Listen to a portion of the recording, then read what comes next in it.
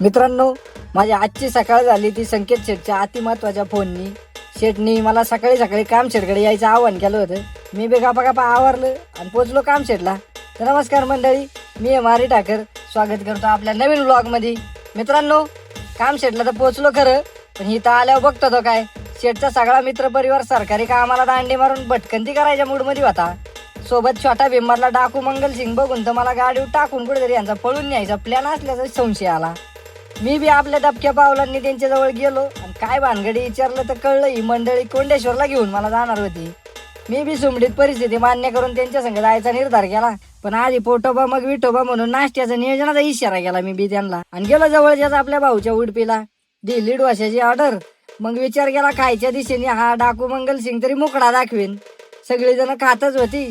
थोडीशी नजर बाजूला डाकूकडे मारावी म्हणलो आणि बघतो तर काय हा निघाला आपला पाण्या भाऊ.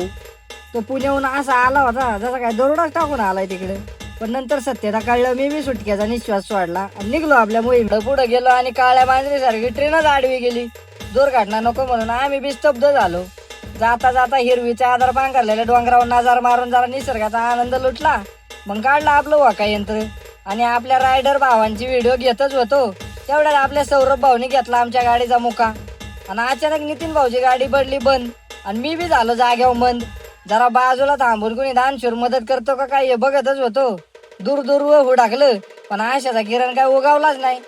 त्याच्यात आपल्या हर्षा भाऊनी केली माकड चाळ चालू. निघाला खेकड्याची शिकार कराय. खेकड्याला पण जीव घ्या ना हल्ला व्हायची चावल लागल्यावर त्याने बी आपला लुटू पळ काढला. पण हर्षा भाऊ बी कसा हाडामासाचा होता शिकारी. त्याने जी खेकड्यावर झेप टाकली आणि घेतला खेकड्याला ताब्यात. मी बी बोललो मग तू होता आता गाडी बशी वाकडा आणि गाडीला नेमका कोणता आजार झालाय ते बी बघ लेकरा. हे बघून भाऊंनी केली शोध मोहीम चालू. भाऊ आता युट्यूब फिटर. भाऊ करीत होता काम पण गाडी नीट होती का नाही या भीतीने सौरभ भाऊला फुटला काम. पण गाडी काय झाली नाही नीट. मन केलं मग माझं मीच धीट आणि लावली गाडी एका बाजूला नीट. निघालो मोहिमेच्या दिशेने. पोचलो कोंडेश्वरला मोठ्या आशेने. महादेवाचं घेतलं दर्शन. निघालो मिनी कास पठाराकडे. निसर्गाच्या सानिध्यात चाललोच होतो तर सौरभ भाऊ लागला ताकदीचं पाडं वाचाय. मिनी कास पठारावर पोचताच अंकित भाऊनी केला अंग मोकळं.